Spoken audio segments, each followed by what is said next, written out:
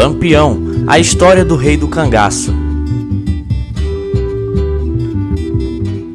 Lampião no Brasil. No sertão, o homem sempre foi sofrido. Trabalhou para poder sobreviver em local de terra seca, onde o que se planta pouco dá. Com esse sofrimento, surgiram os cangaceiros, um grupo de pessoas que iriam construir o Nordeste com gestos controversos de heroísmo e bondade. Vivendo no Agreste, eles lutavam por dois objetivos: vingar-se de crimes passados e conseguir munição para seus armamentos. Cangaceiros vem de canga, uma peça de madeira colocada nos animais de transporte. O termo faz alusão aos acessórios que carregavam no corpo. Também usavam roupas resistentes para que pudessem se meter no meio da caatinga. Quando os cangaceiros surgiram no início do século XX, não eram heróis nem vilões, eram apenas prestadores de serviços. Eram contratados pelos coronéis para matar seus inimigos. Mas reza a lenda que eles roubavam dos ricos para dar aos pobres. Os mais famosos cangaceiros foram Gameleira, Antônio Silvino, Corisco e Lampião.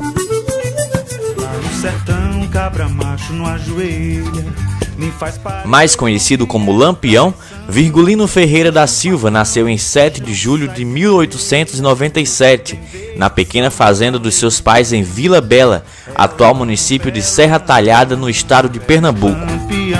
Era o terceiro filho de uma família de 8 irmãos. No ano de 1915, Lampião acusou um empregado do vizinho José Saturnino de roubar bodes da sua propriedade. Começou então uma rivalidade entre as duas famílias. 4 anos depois, ano de 1919, Virgulino e 2 irmãos se tornaram bandidos. Matavam o gado da vizinhança e assaltavam vilarejos.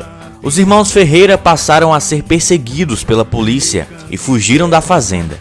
Na fuga, a mãe de Virgulino e seu pai morreram num tiroteio contra os policiais. O jovem Virgulino jurou vingança. Virgulino aderiu ao cangaço em 1920. Queria vingar a morte do pai assassinado. 2 anos depois, em 1922, entrou no bando do Senhor Pereira, um cangaceiro da época, e passou a ser o líder desse grupo. Virgulino Ferreira da Silva ganhou o apelido de Lampião. Existem 2 versões para o seu apelido. Os povos mais antigos dizem que ao matar uma pessoa, o cano do seu rifle em brasa lembrava a luz de um lampião. Outras pessoas garantem que ele iluminou o ambiente com tiros para que um companheiro achasse um cigarro perdido no escuro. Comparado a Robin Hood, um herói mítico inglês, um fora da lei que roubava dos ricos para dar aos pobres, Lampião também roubava comerciantes e fazendeiros, compartilhando parte do dinheiro com os mais pobres. Mas seus atos de crueldade lhe valeram a alcunha de Rei do Cangaço. O bando de Lampião ficou famoso pela violência. Roubavam e matavam por vingança ou encomenda. Os ataques resultavam em banhos de sangue. Para matar os inimigos, enfiava longos punhais entre a clavícula e o pescoço. O bando sequestrava crianças, incendiava fazendas, estuprava coletivamente, marcava o rosto de mulheres com ferro quente, torturava. Dizem que certa vez, antes de fuzilar um de seus próprios homens, obrigou-o a comer 1 quilo de sal. Matou um prisioneiro na frente da mulher, que implorava perdão pelo marido. Lampião arrancou olhos, cortou orelhas e línguas, sem a menor piedade. Em seus ataques às cidades, cortavam cabos telegráficos para isolar o lugar e impedir pedidos de socorro. A fama de Lampião se espalhou por todo o Brasil, tornando-se um desafio para a volante. Perseguido, viu 3 de seus 8 irmãos morrerem em combate e foi ferido 6 vezes. O governo da Bahia ofereceu uma quantia de 50 mil contos de réis pela captura dele, uma fortuna pela cabeça do personagem principal da cultura nordestina. Ele sempre conseguia fugir no meio da caatinga. Quase 100 anos depois, Lampião é considerado uma lenda pelo povo nordestino. Sua fama permanece no imaginário popular. O Rei do Cangaço lutou pelo direito do povo do sertão, herói para uns, bandido para outros. O que é certo é que Lampião ficaria satisfeito por saber que é uma lenda nordestina. Vaidoso, o Rei do Cangaço permitiu que o comerciante Benjamin Abraão fotografasse e filmasse o bando. As imagens foram divulgadas pela imprensa em 1936. Registra os bandos no auge da sua glória e poder. Ao mesmo tempo que essas imagens mostravam o terror do banditismo, ela ajudava a criar o mito do herói ou do vilão nordestino. Durante os anos 20 e 30, Virgulino chegou a liderar 200 homens. Eles percorreram 7 estados nordestinos e foram perseguidos por 4.000 soldados. O bando sempre crescia. O filme de Benjamin apresenta um Lampião diferente do que o tornou lenda. O cabra-macho Lampião adorava bordar e costurar, ornamentava roupas como correntes e flores estilizadas. De bordado em bordado, os cangaceiros ditaram ordens e moda, viraram ídolos das mulheres sertanejas. Muitas delas seguiram o grupo e se casaram com membros do bando sem acompanhá-los. Lampião conheceu o amor em 1930. Quem rendeu o rei do cangaço foi Maria Déa, a Maria Bonita, a linda mulher de um sapateiro chamado José Neném. Ela tinha 19 anos e se disse apaixonada pelo cangaceiro há muito tempo. Pediu para acompanhá-lo, Lampião concordou. Ela enrolou seu colchão e acenou um adeus para o incrédulo marido. Em tempos de amor e luta, Lampião foi atingido por 7 tiros disparados pelos volantes, onde perdeu o olho direito. Até Lampião se apaixonar por Maria Bonita em 1930, mulheres não integravam o bando.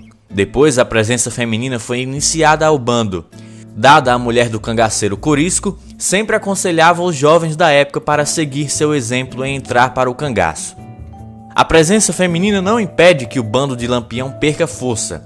É ano de 30, o cangaço tem seu fim. O cangaço teve o seu fim a partir da decisão do então presidente da República, Getúlio Vargas, de eliminar todo e qualquer foco de desordem sobre o território nacional. O regime denominado Estado Novo incluiu Lampião e seus cangaceiros na categoria de extremistas. A ordem era matar todos os cangaceiros que não se rendessem. Era tal época do ano. O bando de Lampião, 30 homens e 5 mulheres, estavam começando a mudar de local quando foram vítimas de uma emboscada de uma tropa de 48 policiais de Alagoas, comandada pelo tenente João Bezerra. Os policiais tinham a vantagem de 4 metralhadoras Hotchkiss. O combate durou apenas 10 minutos. Lampião, Maria Bonita e 9 cangaceiros foram mortos e tiveram suas cabeças cortadas. Maria foi degolada viva.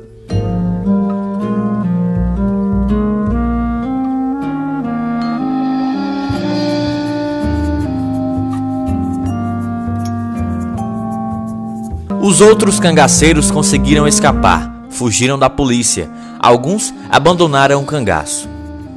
Chega o ano de 40. O último sobrevivente do grupo comandado por Lampião morre Corisco, o diabo loiro.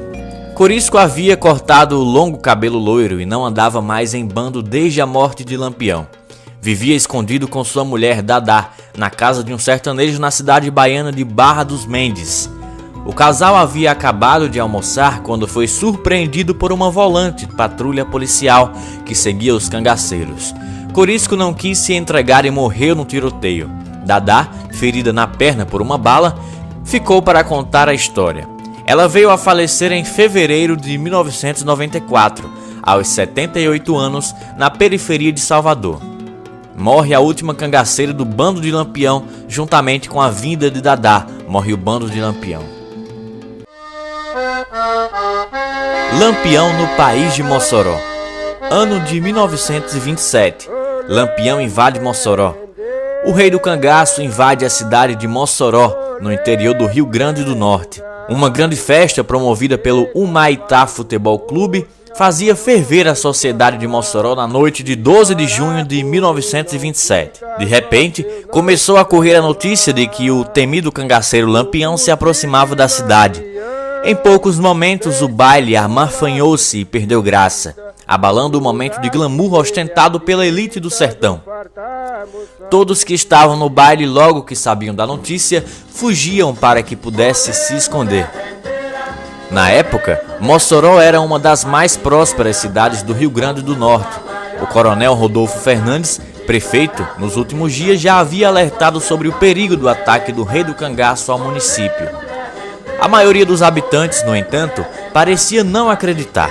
Tudo estava tão tranquilo que no mesmo 12 de junho, Mossoró parecia mais preocupada com o clássico entre os times de futebol do Ipiranga e o Maitá do que com a possível chegada de Lampião.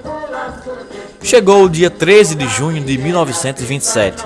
A ferrovia de Mossoró ficou agitada já nas primeiras horas da manhã. Muita gente havia deixado suas casas em busca de refúgio em cidades vizinhas. Mossoró, que à época tinha cerca de 20 mil habitantes, vê seus filhos buscarem novos refúgios. O temor ao famoso cangaceiro não era brincadeira, mas o esvaziamento não era só fruto do pânico, era também uma estratégia da prefeitura, que havia conseguido ajuda oficial em armas e munição e planejou manter na cidade apenas os habitantes que estivessem armados. Quanto mais vazio o lugar, maior a chance de repelir o bando de cangaceiros. Fazia tempo que Lampião planejava encarar o desafio de invadir Mossoró. Seria a maior tentativa de rapinagem do bando. Pouco antes de chegar à cidade, Lampião enviou um bilhete chantageando a prefeitura. Nele, pedia a quantia de 400 contos de réis para não atacar o município, um valor pelo menos 10 vezes superior ao que costumava exigir em ocasiões semelhantes. Na tarde de 13 de junho, feriado de Santo Antônio, o Rei do Cangaço e seu bando já se encontravam nos arredores do município potiguar. Sem resposta ao primeiro comunicado, Lampião, já impaciente, bufando de raiva, mandou um segundo aviso. A carta era bem direta. Coronel Rodolfo, estando eu aqui, pretendo é dinheiro. Já foi um aviso aí para os senhores. Se por acaso resolver me amandar, será a importância que aqui nos pedir. Eu invito da entrada aí, porém, não vindo esta importância, eu entrarei. Até aí, penso que a Deus querer, eu entro e vai haver muito estrago. Por isto, se vir o doutor dinheiro, eu não entro aí, mas não resposte logo. Ele assinava Capitão Lampião. O coronel Rodolfo Fernandes e seus homens disseram não a Virgulino, para a surpresa do mais temido cangaceiro de todos os tempos. A resposta do prefeito foi: a cidade tem dinheiro, mas Lampião tem que entrar para apanhá-lo. Às 4 horas da tarde daquele dia 13, caía uma chuva fina sobre Mossoró. Foi quando os primeiros estampidos de bala ecoaram. Lampião, acompanhado de seus 53 cangaceiros, avisa que chegou a Mossoró. O que Lampião não sabia era que pelo menos 150 homens armados o aguardavam na defesa da cidade. Resultado: no ataque, Lampião perdeu importantes cabras do seu bando. Colchete teve parte do crânio esfacelado por balas. E o pernambucano José Leite de Santana, vulgo Jararaca, foi capturado e em ato contínuo foi praticamente enterrado vivo. Antes disso, mesmo com um rombo de bala no peito, Jararaca conseguiu gargalhar durante uma entrevista na cadeia. O cabra de Lampião dizia que era por causa das lembranças divertidas do cangaço. Na cadeia, Jararaca virou atração pública na cidade potiguar. Quando já apresentava alguma melhora do ferimento, mesmo sem ser medicado, ouviu que seria transferido para a capital, Natal. Era mentira. Alta noite da quinta para a sexta-feira, levaram Jararaca para o cemitério, onde já estava aberta sua cova. Relata o jornalista Lauro da Escócia, do jornal O Mossoroense. Pressentindo a armação, Jararaca diz: sei que vou morrer. Vão ver como morre um cangaceiro. O capitão Abdon Nunes, que comandava a polícia em Mossoró, relatou dias depois os momentos finais do capanga de Lampião. Foi-lhe dada uma coronhada e uma punhalada mortal. O bandido deu um grande urro e caiu na cova empurrado. Os soldados cobriram-lhe o corpo com areia. Pelas circunstâncias da morte, o túmulo de Jararaca virou local de romaria. Até hoje, as pessoas rezam e fazem promessas com pedidos ao cangaceiro executado. Na Terra do Sol, Deus e o diabo ainda andaram juntos. Lampião ordenou então a retirada da tropa para evitar a perda de outros homens e não manchar ainda mais sua reputação. Por causa do desastre em Mossoró, as deserções do bando foram consideráveis. A partir desse momento, a estrela de Lampião e seus cangaceiros gradativamente passou a brilhar cada vez menos. começou o declínio do Rei do Cangaço de Mossoró para todo o país. Até hoje, essa história é lembrada por meio do espetáculo Chuva de Bala no País de Mossoró. Ano de 2013, Lampião continua em Mossoró.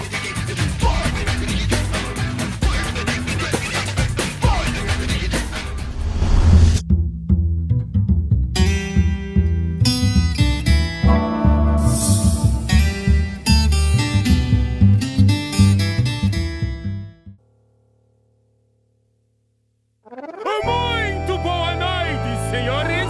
Muito boa noite, senhoras! Muito boa noite, rapazes e moças, meninos e Meninas! Pra mim toda a vida é novo, né? Todas as vezes que a gente faz, mesmo com o mesmo texto, mas se faz um trabalho completamente diferente. Essa é a nossa função, como atriz, como ator, a gente tem que recriar em cima de uma obra. São 11 anos de apresentações, né? E as pessoas nunca tinham visto. A cidade está completamente entusiasmada, gostando de fazer, né? De ver o espetáculo dos artistas. Ah, você, olha, tem gente dizendo, você é artista do Chuva de Bala, não é? Eles nunca notaram isso e agora está notando. Isso é importante para mim. Cadê esses meninos para ver nossa apresentação, Tonho? Tô aqui, mãe. Os meninos foram na frente pro parque de diversão. Depois mãe leva você também. simbora, Toinha! Meu nome é Tonho! Meu nome é Toinha. Tá sendo ótimo. Eu tô aprendendo com todas as pessoas que estão aqui ao meu lado, todo elenco. E como é a minha primeira vez, eu tô gostando muito. E eu queria agradecer pela oportunidade. E estar ao lado de Tony e de Leo é muito bom, porque elas são pessoas ótimas. E estar ao lado de todo esse elenco maravilhoso. Nossa voz calar. Eu acho que fazer parte desse espetáculo, para mim, é tudo. Sem esse espetáculo, eu acho que Cidade Junina praticamente não existia. Já faz parte e não pode acabar, né? A religiosidade traz muita serenidade e o padre ele tem a presença de ser muito correto. Então, por alguns momentos, ele sai um pouco da linha nas palavras e uma das falas que eu mais gosto de dizer quando diz é filho da puta excelência. A mãe não merece, mas que é. Esse segundo ano, primeiro a gente chega com outra energia, com outros impulsos, né, para fazer. E aí, logicamente, a plateia reage e eu gosto muito disso, porque aí a gente une as energias. Tanto do bando que chega querendo ganhar tudo e parece que ganha. Quando a plateia se desencosta do encosto para assistir, da cadeira, para poder assistir o espetáculo e receber o bando, a gente diz, pronto, o terreno é nosso, o prefeito que segure, que a gente tá chegando para dominar. Aí a gente fica, entendeu? A pele já fica diferente, dá vontade de pular e ir com eles também, com a plateia. É aqui que a gente fica, é aqui que a gente fica. Então é bom. Esse segundo ano ele tá mais convencido do que ele quer. Ele tá mais certo do que ele quer. Ele quer dominar o país de Mossoró. Danilo Guanais, nós construímos e criamos o Oratório de Santa Luzia, a convite de Gustavo. Ele ficou contente ao ponto de, depois que Antônio Abujamra dirigiu a primeira vez o Chuva de Bala, eu vim fazer. E a maneira como eu e Danilo construímos, né, fizemos a adaptação do texto de Tarcísio Gugel, foi muito satisfatório por vários fatores. Muitas pessoas gostaram porque a gente falava do heroísmo, a gente exaltava os heróis da cidade, exaltava o ato de fazer com que cada vez mais o moçorense, aumentasse no moçorense a autoestima. E muitas pessoas me pararam nos lugares, né, em cafés, em restaurante, e elas falavam para mim, é muito bacana a maneira de ver o espetáculo. O Abujamra ele fez lindamente, é o nosso mestre no teatro. Ele fez de uma outra maneira, ele fez de uma maneira mais Aquilo que eu faço de épico e musical, ele fez de uma maneira mais crítica, mais humor, mais escrachado, e era meio dark, era meio escuro o espetáculo. Ele brincava com as personagens históricas da cidade, e eu fiz o contrário, eu não saberia fazer da maneira dele. Ele tem uma maneira muito especial de fazer as coisas.